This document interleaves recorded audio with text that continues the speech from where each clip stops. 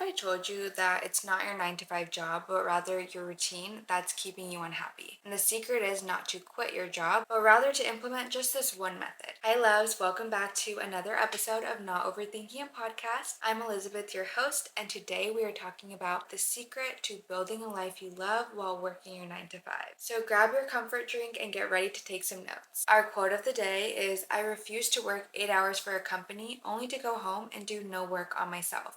And that is definitely going to come into play in this episode. I used to work a very soul-sucking 9 to 5 job, and I would think to myself, is this really what life is all about? Until I realized that I had two choices. I could either complain about my circumstances or I could change it. So instead of coming home and watching Netflix till I had to go to bed, I realized that I needed to stop doing things so mindlessly as an escape of my unhappiness that I thought was coming from working my 9 to 5 job. It wasn't until I decided to implement the 3 days in one method that I was finally able to take control of my life. And in doing so, I built an impactful brand, I caught the attention of billion-dollar companies, and I started a YouTube channel. I created a life that I was proud of, and I'm going to teach you how exactly to do the same. First things first, you have to get clear on what your goals are. What is it that you're craving and that you feel like you're missing out on from working your 9 to 5 job? This list of goals, this list of things that you want will guide you in how best to structure the 3 days in one method for you. So whether you're craving more you time, more money, maybe you're craving a healthier lifestyle or you're craving a leadership position, write down what it is that you want and you think will bring you fulfillment. And then we will find time in our day to enact that. These are the things that I did to take control of my life, to get back my time, and to make the most of my 9 to 5 life. So number one, that is having a morning routine. It is so important to start your day off with you time. Even if it's an extra 15 minutes for you, 30 minutes, hour, whatever you can commit to, do that for yourself, because you don't want to just roll out of bed and then give yourself to other people. You want to be able to have time to reflect and set your intention for the day in order for you to give your best self to other people. In order for you to be a pleasant person, you have to start your days with you. So that is the first section of the 3 days in one. That is the 5 to 9. Even if you're not waking up at 5 a.m., figure out how you can wake up a little bit earlier to start your morning with you. This is where your planner will come into play. So you're writing down your most important priority for the day, the thing that if this gets done, the rest of the day will be fine. Even if it's something that you can't finish in the day, you can use the Pomodoro method, which is determining how much time you want to give it in the day. So say it's a book, right? Obviously you might not be able to finish a whole book in one day, but you can read 30 minutes of that book and then be able to check that off in your planner. I loved and still do love using my mornings to multitask. So while I'm eating my breakfast, I tend to watch YouTube videos that teach me something, and I'll go into this more in a little bit, but just take note that multitasking, habit stacking, that's going to be really important when building your dream life. Number two is your fitness routine. Your body will outlast any job. So make time for that fitness, that health component of your life. This is how I did it when I was working because my fitness goals were super important to me. I always packed a healthy lunch. I meal prepped. And I started my mornings off with that high protein breakfast so I was satiated until lunch. Especially at a desk job, you will have people with snacks and you'll have people around you offering you food, and you have to be like actually satiated and be committed to your nutrition goals. So I would have to set boundaries in that way, and I would deny a lot of yummy treats, and I would just say, no, I have my meal prep, thank you. So meal prep your lunch. On your lunch breaks, get a walk in. Even if it's 15 minutes of your lunch break or a lap around the parking lot, find a way to get movement in on your breaks. Your actual fitness routine, how many times are you going to go to the gym or yoga or whatever the sport it is that you want to do. Plan it out, make time for it. The moment you write it down, the moment it becomes more achievable. So get clear on when it is that you want to go, whether it's in the morning or at night. You have to plan accordingly. And there's always time to go to the gym, maybe not every single day, but just find a routine that you can actually stick to. And if it's really hard for you to get motivated to do so, there is ClassPass, which is where you can take fitness classes, any fitness class you want. Find a way to stay consistent with your gym routine. And there are gyms that are open 24 hours, so that's not an excuse either. Next, we have creativity and hobbies. With creativity comes asking good questions. A lot of the people who think that they're not creative are just not asking questions. So say that there's something that you want to learn but you don't know how. For example, starting a YouTube channel.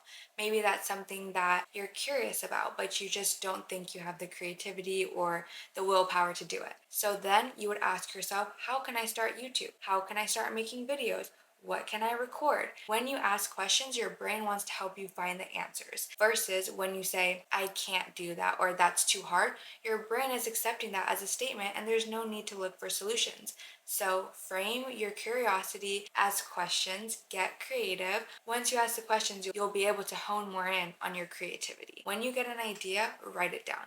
Do not neglect it. Don't be like, yeah, I'll think about it later. Write it down in the moment. I remember I heard Taylor Swift just has Apple Notes where she writes down every lyric she thinks of in that exact moment. Even if she uses it or doesn't, it allows more ideas to flow. Honor your ideas, honor your curiosity, and lean into that. And that's going to help you decide the next course of action that you want to take, the next hobby that you want to do, or the next passion project that you want to start. And another component of that creativity is making extra income. So we're now going to talk about finances and side hustles. I remember when I was working my 9 to 5, I really wanted to make an extra $2,000 a month. I put that question down. How can I make an extra $2,000 a month? Why? Because that would cover my rent and more. So I just wanted to be more comfortable. I wanted to have more financial freedom. After writing that down, I was like, okay, what can I do? I made a list of ideas of what I could do. Can I start a small business? Can I sell my clothes? Can I make YouTube videos and actually make money from it? I picked the ideas that I felt most called to. And this is where you again use that 3-day-in-1 method. You pick something and you dedicate your time to learn more about it and to perfect your craft. So I decided to start a YouTube channel and make TikToks about my 9 to 5 job. Literally on my lunch breaks, I would edit. Before work, I would film my morning routine. I would get up literally at 4:30 a.m. I would record myself going to the gym, then going to my job, would edit on my laptop at my lunch break. And then when I got home from work, I would continue editing. I also started my own small business, which is Girl Gains. We connect gym girls on college campuses and host a variety of fitness events for them. In doing that, I was like, okay, where do I even start? I need to create an LLC, network, and figure out marketing, XYZ. So I used my commute time to listen to podcasts. I would have 15-minute breaks during my job where I would take 10-minute calls to network. And then when I would get off of work, sometimes I would quickly change into professional clothes and go meet with an advisor or a business mentor. I did hire a business mentor to help me with my job. So networking, learning, trusting that you have an idea that you need to act on. And I literally felt sometimes like I was living a double life because I was working at my medical job and then on the weekends I hosted an event in LA with like 100 people. Gymshark sponsored it and it was just so crazy that I was able to have such an impact even though I had a 9 to 5 job. And then with that experience of editing YouTube videos and TikToks, I was able to grow my brand, but then I was also able to sell my editing services. So that is also where I was able to make extra income. I gained social media clients, I started social media managing, and also growing my small business. So even if things don't seem super clear in the moment, you don't know where it's going to take you, that calling is what you need to follow, and you just need to be so curious and open-minded and believe in yourself. If you have struggled believing in yourself, I would listen to motivational podcasters and even just listen to podcast interviews. And sometimes I would only stay to listen to the person's story about like they started from rock bottom, they failed so many times, and they were working a job and all these things. It just gave me the motivation and the encouragement to keep going and trust in my own journey. Read people's biographies and learn about how to develop resilience. Realize that people don't have things handed to them on a silver platter. They make the most of what's in front of them, and you can too. I really love Mel Robbins. Ali Abdaal is great for like productivity and organization. Leila Hormozi is really one of my favorite business owner entrepreneurs as well. That is a way to surround yourself with the people that you want to be more like. If you are not quite sure what it is you want to do, what you want to pursue, but you know you want to make extra money, learn how to invest. I know this is a word that scares a lot of people. It didn't sit right with me that we weren't taught finances in school. What is investing? What's a Roth IRA, 401k? What the heck is that? Again, I just used so much of my free time. I'm like, I need to learn. I started reading every single day. I would read before bedtime. That was my 5 to 9 routine. I read 10 pages a day. And the first financial book I started with was The Psychology of Money. And then I read Rich Dad Poor Dad. And I honestly just talked to people. Learning is just something that we always can do every single day with every single interaction. I worked as a medical assistant. And even when I was getting so fatigued with the job, I was like, this job has something to teach me. Even if I don't want to be here, I can learn from this moment and I can learn from the person in front of me. So I started talking to my patients, asking questions. I made it almost like a game or an objective to learn something new about a person every single day. I remember I was talking to a patient. I don't even know how it got started, but I was just curious and I leaned into that.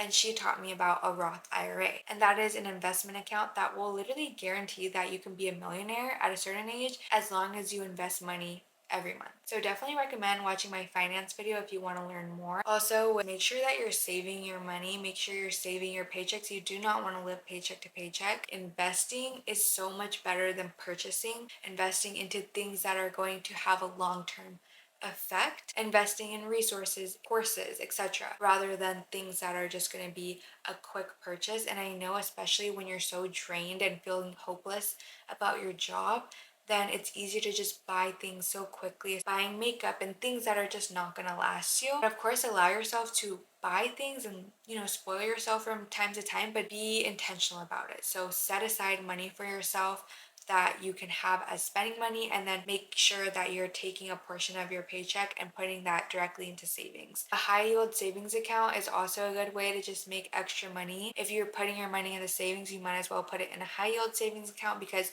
you get more interest from it every month. It's a lot higher interest than a typical bank, and you can use that as your spending money. With increasing your income and improving the quality of your life, it is so important to set boundaries in your job. Like I said, you don't need to entirely quit in order to have a happy life. Sometimes it just comes down to setting boundaries. Are you letting your boss overwork you? I would not work overtime. Sometimes I would take one for the team occasionally, but I didn't want to stay after work longer than I had to, and I made that clear, and I made sure that I was a good worker and I got my stuff done, but I was not going to be taken advantage of in that way. So my bosses knew and they respected that I needed to leave like pretty close to closing or when my shift ended, and they were okay with that. But it's because that I set that tone in the beginning. I was a good worker, like I said. So I got all my things done, and the things that, didn't get done, they got done the next day, and I was a responsible worker. But nonetheless, set your boundaries.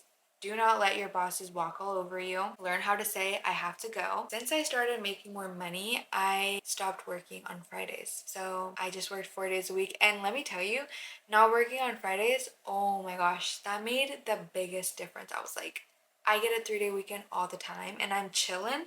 And then I got more time to work on my passions and my business and everything else. It started as me working a half day on Friday, and then I took it out. And even if you have to lie, let it be that. If you're like, hey, I started taking a class at this college, I can't work on Fridays. Okay, lastly, rely on your social support system and do not wait for weekends to have fun. I would reach out to my friends to hang out on the weekdays after work. I remember me and my roommate, we would go and we would cold plunge in the ocean after work, and it made us feel like, wow, we actually can do things after work. Like, your day doesn't end when you get off of work. It could literally start. It is all about your mindset and the way you view your day. That's why it's so important to live the 3 days in one. What new day can you create after work? And there's this interesting quote that actually made me realize that this was possible was, you can start your day at any time.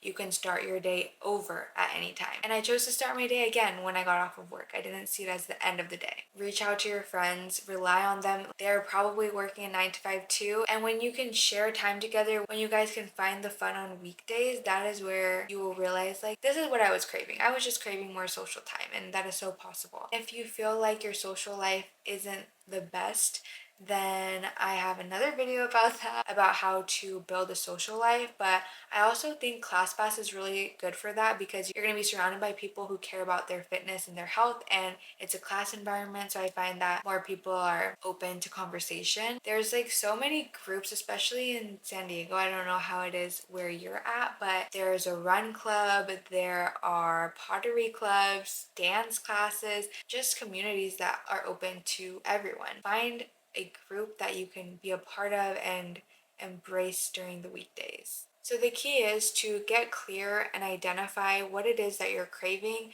and learn how to build that in your 9 to 5 life, around your 9 to 5 life, using the 3 days in one method. So you have your morning routine, your actual work day, which you can take advantage of your breaks and your lunch break. And then you have after work, which is where your day can also just begin. To summarize, the things that helped me and I know will help you is having a morning routine, having a fitness routine, getting creative and embracing your ideas, learning something new every day and in every interaction, and using your curious questions to help you develop your side hustle or grow your income. Also, rely on your support system and don't wait for the weekends to have fun. Thank you so much for watching. I hope that this helped you, and if you enjoyed this video, you'll definitely enjoy this one, so go watch. And until next week, see you!